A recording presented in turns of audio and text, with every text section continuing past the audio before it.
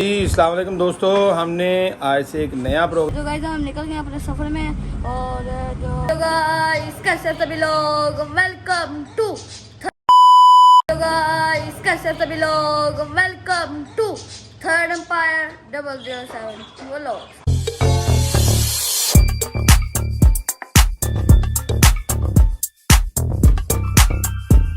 आई आपको ट्रेन में ठीक ठाक हूँ भाई भी मैंने बनेंगे सारे ठीक ठाक हो गए। और गाइस हम जा रहे हैं अभी बाहर और एक सरप्राइज आपके लिए। टाइम आपको दिखाया था क्या होना, जुमा पढ़ ली है और अभी टाइम हो रहा है 2:30 तो ढाई हो गया।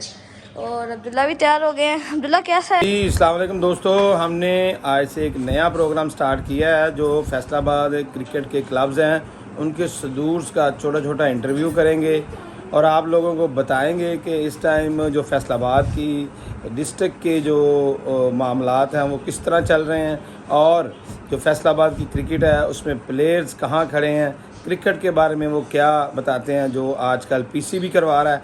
तो आज से हमारा ये प्रोग्राम स्टार्ट है। आज हम अपने मेहमान के पास जाएंगे और आपको दिखाएंगे, हमारे साथ रहें, ठीक है जी। चलते हैं अपने मेहमान के पास। जो गाइस हम निकल गए अपने सफ़र में और जो ये 22 मिनट का रास्ता बता रहे हैं। मैं मैप जाते जाते रास्ता पता नहीं, मैप जाते जाते हम देख रहे हैं और पापा गाड़ी चला रहे हैं, पापा की तरफ बिल्ला आगे बैठे हैं, पापा हम जा रहे हैं। दोस्तों 15 मिनट का रास्ता वो रह गया और हम आपको सीधा उधर जाके मिलेंगे और अपने दोस्तों से भी मिलाएंगे, ठीक है। जो जिनका हमने इंटरव्यू करना है उनसे भी आपको मिलाएंगे। A few moments later. हम अपने सफ़र में पहुंच गए हैं और ये पापा हम सारे उतर गए हैं गाड़ी से। ले लो ना, गाड़ी से उतर गए हैं और दरवाजे सारे लॉक कर रहे हैं गाड़ी और सारे पहुंच गए हैं गाड़ी उनकी, ठीक है। पहुंच गए हैं, ये देखते हैं यहाँ से आए हैं। ये रोड अभी बन रही है और ये सामने मेरे ख्याल से वो आ रहे हैं, सामने हाँ वो अंकल आ रहे हैं। चलते हैं फिर अंदर, सारा सामान पकड़ लिया टिक्की से और अब अंदर जाके आपसे मिलते हैं, उनका इंटरव्यू भी लेंगे और अंदर जाके आपको दिखाएंगे सारा। हाँ, अगर आप इस वीडियो पे नए आए हैं तो इस वीडियो को लाइक करें, सब्सक्राइब करें, चैनल को लाइक करें, सब्सक्राइब करें, फॉलो करें, जो दिल करता करें, कमेंट भी करें कोई अच्छा सा। और हम आ गए हैं और अंदर जाके आपको सारी डिटेल देते हैं। अल्लाह हाफ़िज़। जी तो दोस्तों हम इधर आए हैं एजाज फारूक साहब के पास जो कि प्रेसिडेंट हैं लाइवपुर क्रिकेट क्लब के और साहबका जनरल सेक्रेटरी भी रहे हैं डिस्ट्रिक्ट क्रिकेट एसोसिएशन के। और उम्मीद करते हैं कि आने वाले दिनों में ये रीजन के भी इलेक्शन में लाजमी हिस्सा लेंगे।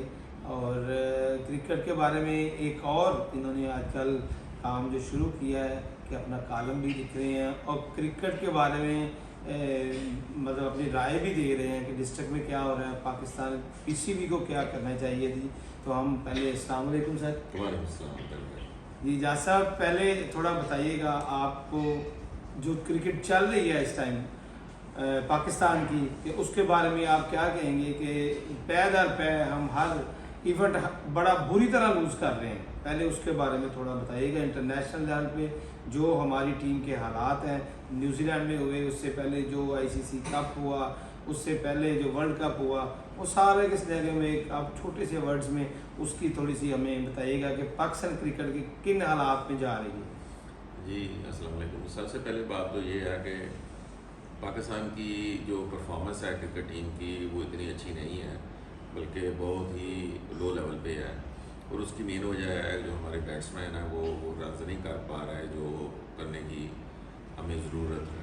और दूसरा ये है कि हमारे जो बॉलर हैं वो ज़ाहिर है वो पहले भी उसी वक्त क्लिक करते हैं जिस वक्त हम लोग अपनी बैटिंग जो हमारा कोई ना कोई एक टारगेट अच्छा टारगेट मिल जाए तो वो हमारे बॉलर जो हमारे काम आते हैं। कुछ फिटनेस के मसाइल भी थे और मेरे ख्याल से मेन इसकी वजह यही है कि जो हमारा मेन बैट्समैन है बाबर आजम वो परफॉर्म नहीं कर पा रहा जिसकी उनसे तवक्को की जा रही थी, इसकी वजह से हम पैदा जो इजाज़ साहब हमारे पास अब वो बॉलिंग फ्रीक्वेंसी भी नहीं है ना, मतलब बॉलर फेवरेट बॉलर कोई लेग ब्रेकर हो, कोई लेफ्ट आर्म बॉलर हो, कोई फास्ट बॉलर हो जो कि आने वाले जो हमारे प्लेयर्स होते हैं मुखालिफ टीम के उनको डरा सकें। क्या ये भी है कि नहीं? नहीं, बिल्कुल आप सही कह रहे हैं। असल में हमारा थोड़ा सा फोकस अनफोकस हुए हैं हम लोग कि हमारी जो सिलेक्शन है वो हम लोग PSL की परफॉर्मेंस से करना शुरू हो गए थे 2-3 सालों से, जो कि मेरे ख्याल से ठीक नहीं है। PSL जो है वो एक मुख्तलिफ फॉर्मेट है जिसको ओन करते हैं 6 जो हैं उनके ओनर हैं, वो अपनी मर्ज़ी से टीमें खिलाते हैं, वो अपनी मर्ज़ी से ही प्लेयर को चुनते हैं, जिसकी वजह से हमारी जो हम लोग जो जिस उसको सामने रख के अपनी पाकिस्तान की टीम बनाते हैं तो हमें प्रॉब्लम पेश आती है। जी, अब हम आएंगे जो हमारी फैसलाबाद की डिस्ट्रिक्ट की क्रिकेट है, इस टाइम कोई उसका वाली वारस नहीं है, एडहाक लगी हुई है, तो क्या कहेंगे कि हमारे जो यंगस्टर हैं उनको भी कोई स्पेस नहीं मिल रही, तो उसके बारे में आप क्या कहेंगे? देखें, एडहाक भी नहीं लगी हुई। एक ट्रोइरार साहब हैं, राना अजीज साहब, वो ऑलरेडी इलेक्टेड हैं, लेकिन नोटिफाई भी हैं, लेकिन उनको वो जिम्मेदारियां नहीं दी जा रही, और इसके अलावा कोई एडहाक नहीं है। कोचेज़ के ज़रिए इसको रन किया जा रहा है। क्रिकेट तो हो रही है, लेकिन मैं समझता हूँ जो ऑर्गेनाइज़र हैं जो वो उनको इन्वॉल्व नहीं किया जा रहा, और जिसकी वजह से फैसलाबाद में वो सेटिस्फेक्शन नहीं आ रही क्रिकेट की, जो कि पिछले वक्तों में हुआ करती थी। जाहिर साहब, ये क्या चेंजिंग आई कि अब आप कालम भी लिख रहे हैं और क्रिकेट के बारे में तबसरा भी कर रहे हैं? पहले आप ग्राउंडों में जाके बच्चों को खिलाते थे, इवेंट्स करवाते थे एजाज फरूक के नाम से, अब आपने अपने कालम में अपने अल्फाज को एक पिक्चर बनाकर और आपने अखबार में भी छापना शुरू किया, ये कैसे ख्याल आया? असल में ये है कि जो मैं पहले टूर्नामेंट करवाता था वो ग्राउंड्स अवेलेबल नहीं है, जिसकी वजह से मैं उसको कंटिन्यू नहीं रख पा रहा, क्योंकि क्रिकेट तो काफ़ी हो रही है लेकिन वो एक ऑर्गेनाइज नहीं हो पा रहे हैं। और दूसरा जो कॉलम लिखने की वजह या जो मीडिया पे थोड़ा सा तनकीद बराए तमीर ही है, ये उसकी वजह यही है कि किसी तरीके से हमारी आवाज़ जो है वो मुतल्लिका काम तक पहुंच सके और हम लोग उसको बेहतर तरीके के साथ फैसलाबाद की क्रिकेट को ऊपर ला सकें। देखें, अभी भी ये मतलब जो मेरा क्वेश्चन यही है कि पहले हमें ये न्यूज़ आई, हमें पहले तो पता ही नहीं चलता कि कोई इवेंट आ रहा है कि नहीं आ रहा, बाहर से पता चलता है, किसी ने कोई भेज दिया हमें, तो हमारे यहाँ चूँकि इधर एडहॉक नहीं है और कोई भी इसकी इंफॉर्मेशन जो है वो हम लोग एक दूसरे के साथ शेयर नहीं कर पाते, क्योंकि हमारे पास आती ही नहीं है। फिर ये आया कि 6 टीमें बननी है, फिर आज ये 8 टीमें बननी। मैं बात कर रहा हूँ चैलेंज कप की, और अभी तक शायद आपके पास हो, लेकिन मेरे पास वो 8 टीमों के प्लेयर भी नहीं है कि पता चल सके कि कौन सा प्लेयर किस बुनियाद पर टीम में शामिल हुआ है।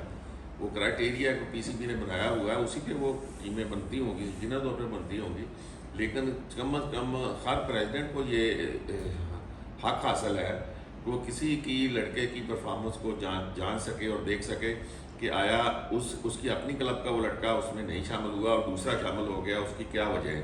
तो ये क्राइटेरिया और टीमें और जो भी चीज़ें हैं और जो टूर्नामेंट हो रहे हैं PCB के, उसकी इंफॉर्मेशन बिल्कुल हर क्लब के प्रेसिडेंट को पहुंचनी चाहिए।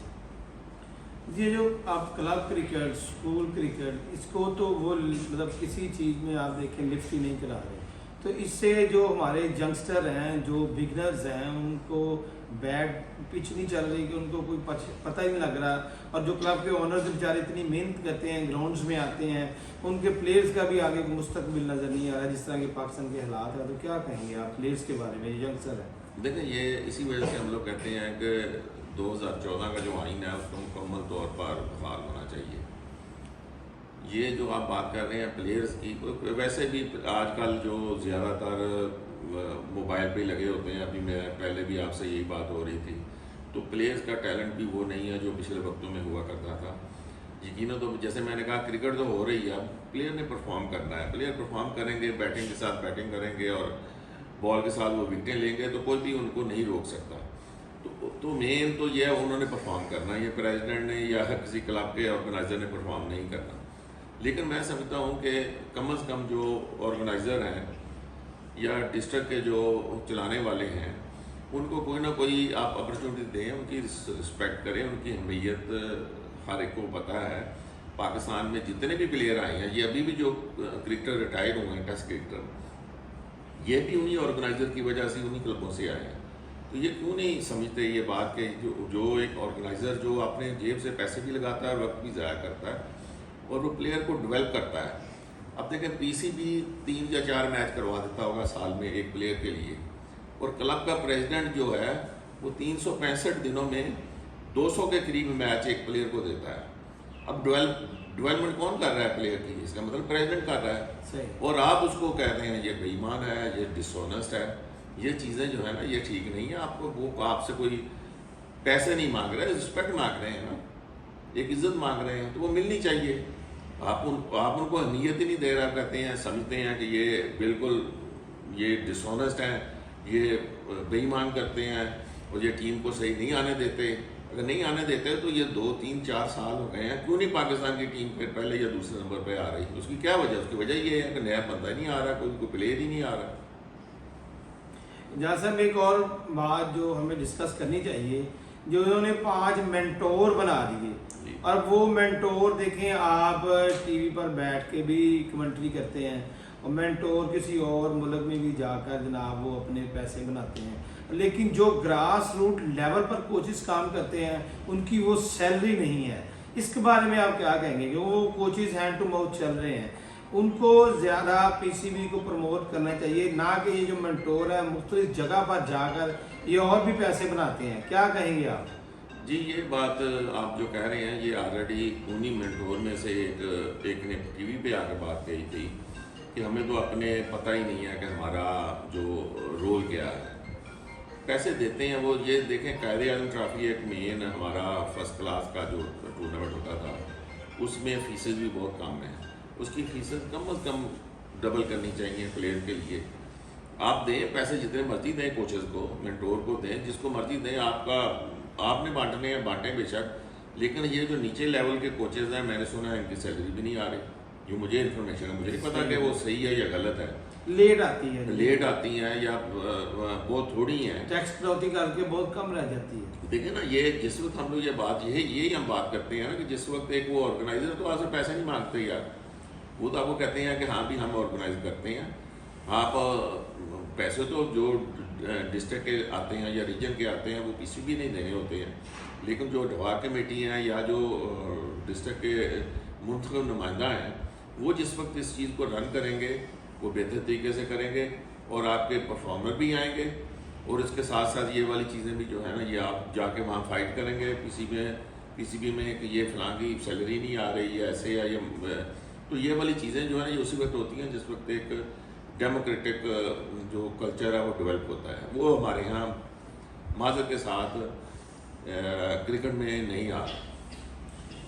जहाँ सब क्या कहेंगे, आप साहब का सेक्रेटरी भी रहे हैं, फैसलाबाद की क्रिकेट की बेहतरी के लिए हमारी एसोसिएशन के जो बड़े धड़े हैं सारे हैं, इनको मिल बैठ कर क्या करना चाहिए, एक यूनिट बन के फैसलाबाद के, जिस तरह के आपने बड़ा अच्छा एक सजेशन दिया था कि जो इकबाल स्टेडियम है इसकी जगह आप नया स्टेडियम जो है उसको बना लें, उसको डेवलप करें, फैसलाबाद में एक वेन्यू बन जाएगा।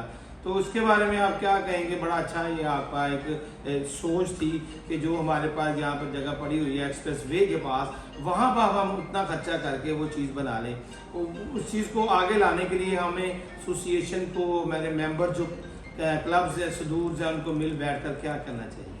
जी, आपने ये 2 या 3 क्वेश्चन किए हैं तो बड़े इम्पोर्टेंट हैं। पहले तो ये है कि मिल बैठ के जो भी आप कह रहे हैं डिसीजन करने चाहिए।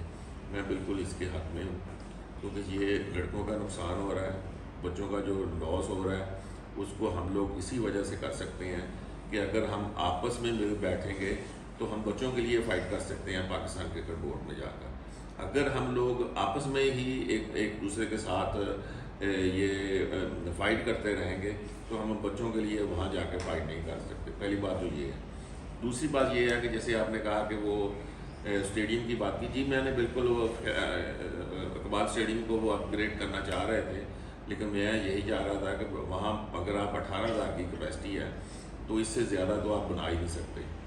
बाकी चीज़ें बना देंगे, नई कुर्सियाँ लगा देंगे और 2-3 रूम बना देंगे, उससे बेहतर है जितना पैसा आपने ये लगाना है कोई नया एक स्टेडियम बन जाए ताकि ग्राउंड में इजाफा हो। और मैं आपके ही रेफरेंस से ये मैं कहना चाहूँगा कि जो क्लीन शीट पार्क है वो 56 एकड़ पर मुहित है, वहाँ पर क्रिकेट ग्राउंड बननी चाहिए। ये आप देखें लाहौर में जो एक एक पार्क है, वहाँ पर 2 क्रिकेट की ग्राउंड है।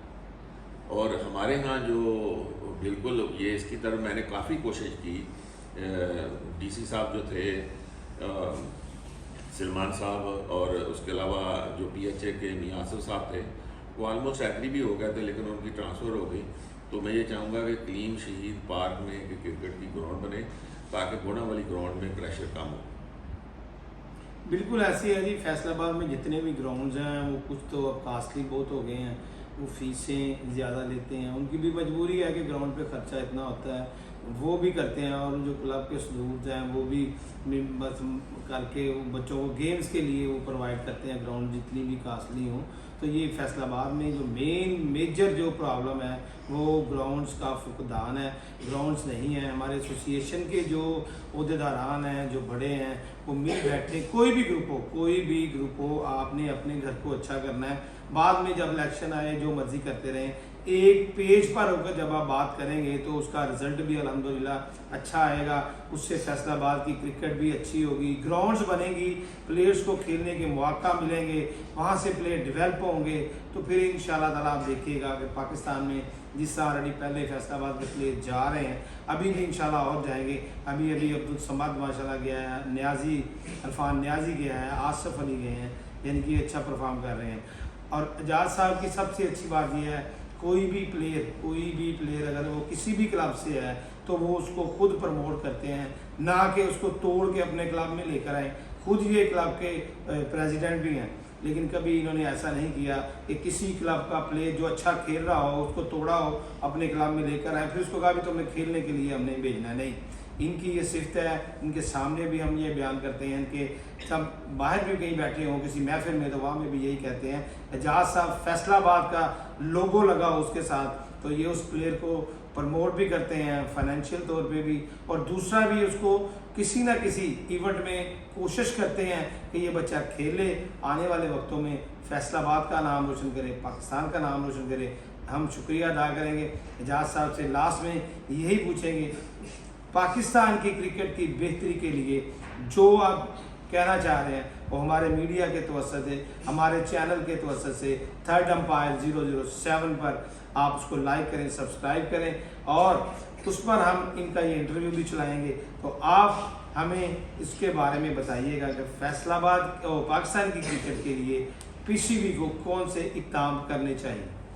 देखिए, अभी PCB ने रिसेंटली एक कमेटी बना दी है डोमेस्टिक क्रिकेट को, कि उन्होंने उसको अपग्रेड करने के लिए उसमें क्या क्या हम लोग कर सकते हैं। तो मैंने कुछ तजावीज़ जो हैं एक उनके मेंबर को भेजी हैं। तो ये उन कमेटी बनाने का मकसद यही है कि PCB भी समझता है कि डोमेस्टिक स्ट्रक्चर जो है वो बेहतर नहीं है, जो वो कंटिन्यू चल रहा है, उसमें कोई ना कोई अमेंडमेंट होनी चाहिए। ये उनकी मेहरबानी है कि उन्होंने ये इनिशिएटिव लिया है।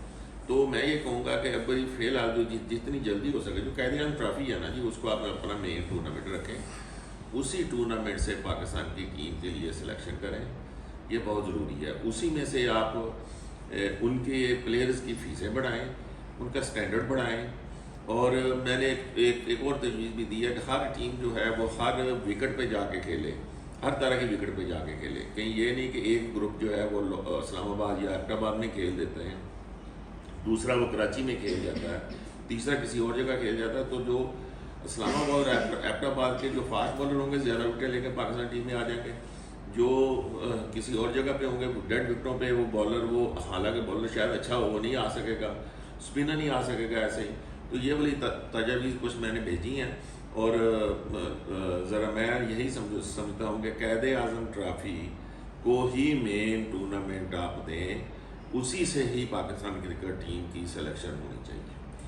यंगस्टर को एंड में आप क्या पैगाम देंगे, जो हमारे यूथ है, छोटे प्लेयर्स अंडर 17 और अंडर 19 के जो प्लेयर्स हैं, उनको आप क्या पैगाम देंगे? देखिए, अभी जो आपने समद का नाम लिया, एक आप वो भूल गए, मोहम्मद कमर का, वो भी उन्होंने पिक किया है मेरे ख्याल से, लाहौर कलंदर ने, उसको अभी कोई मैच नहीं मिला। मैं समझता हूँ कि जो PSL की टीम्स हैं ना, इसके ओनर को भी चाहिए कि आप जैसे अपनी टीम को तो आप देख ही रहे हैं लेकिन पाकिस्तान के जो यंगस्टर हैं जो पाकिस्तान को रिप्रेजेंट कर सकते हैं उनको आप प्रेफरेंस दें, उनको ऊपर लेके आएँ, उनको ज़्यादा चांसेस दें।